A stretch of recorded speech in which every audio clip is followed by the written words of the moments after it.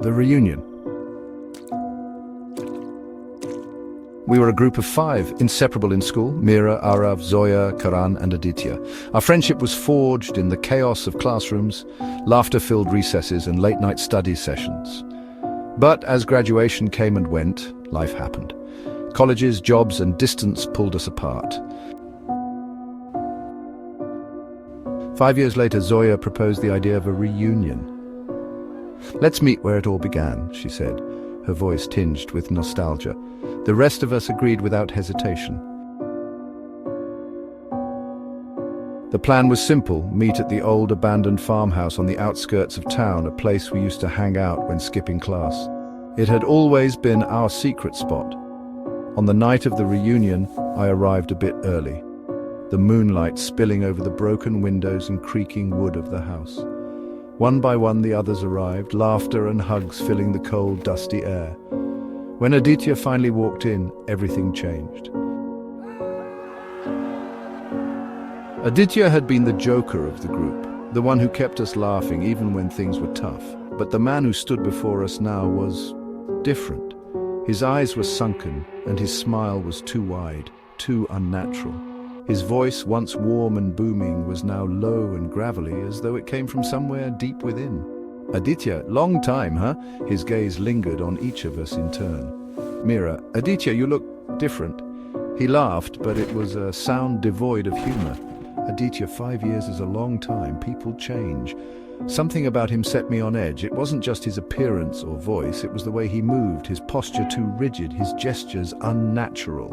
He sat in the corner of the room, his eyes never quite meeting ours, but always watching. As the night went on, the unease grew. Every time we tried to reminisce about the past, Aditya would steer the conversation elsewhere, his words cryptic and unsettling.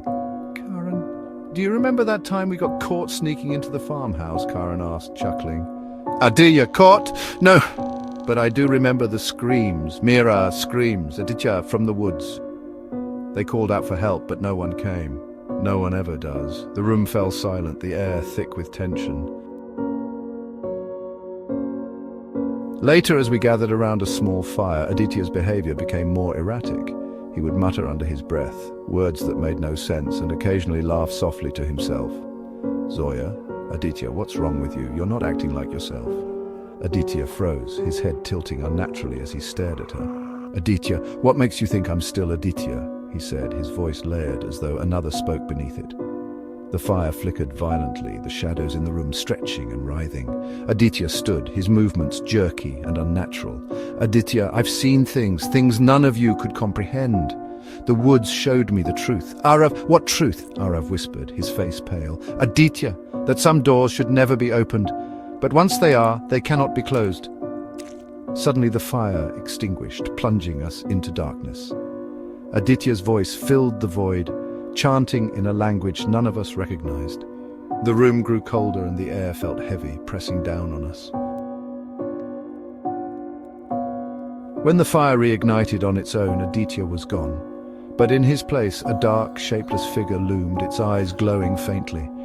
It stared at us for what felt like an eternity before whispering, "Shapeless figure, he's mine now."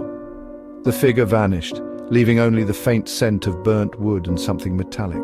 We ran from the farmhouse, each of us too terrified to look back. We never spoke of that night again, but sometimes late at night I hear Aditya's laughter, low, gravelly and inhuman, echoing in my mind.